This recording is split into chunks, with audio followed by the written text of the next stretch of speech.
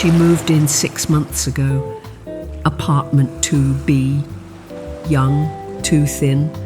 A rescue dog that barks when the blender turns on. At first I thought it was just a noisy relationship. Arguments about laundry. Raised voices, then silence. Then apologies in the hallway. Flowers, the usual script.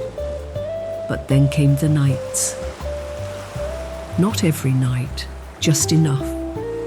The thump of something heavy, a broken glass, the kind of crying you don't fake. I started leaving things outside her door, chamomile tea, a note about a local women's clinic, a brochure tucked inside a cookbook. She never mentioned them, but they always disappeared. One morning I passed her in the hallway. She had a bruise on her collarbone. She smiled. I smiled back. We kept walking. People say, why don't they leave?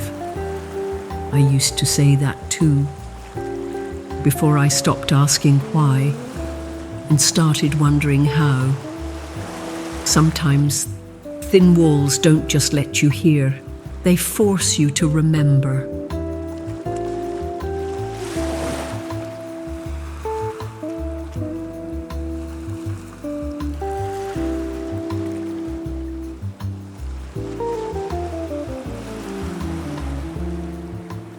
They lived upstairs, nice couple, quiet in the daytime.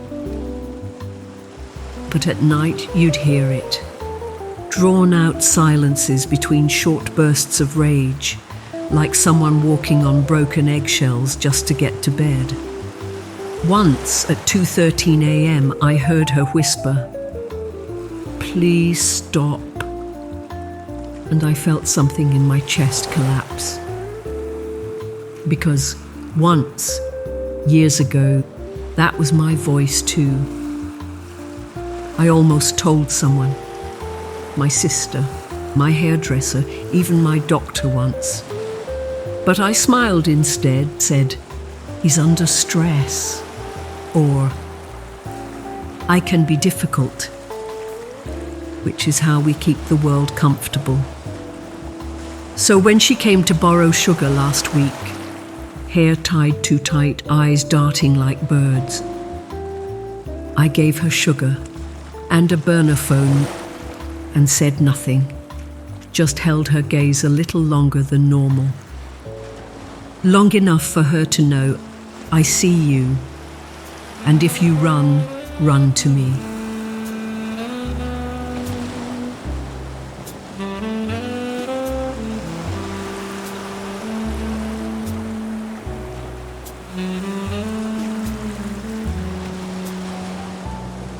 Every Sunday, they'd leave their house at 8:45 sharp.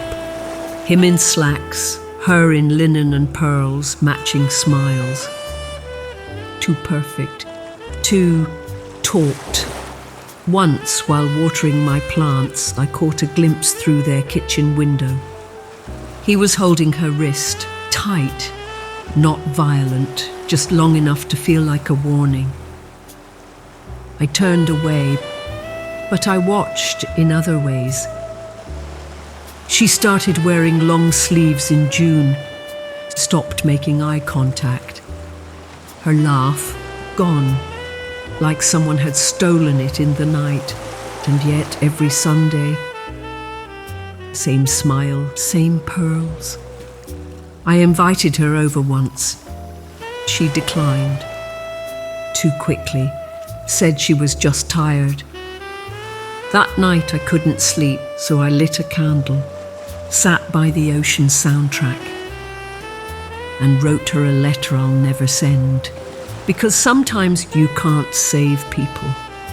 You can only leave the door open and hope they one day walk through it.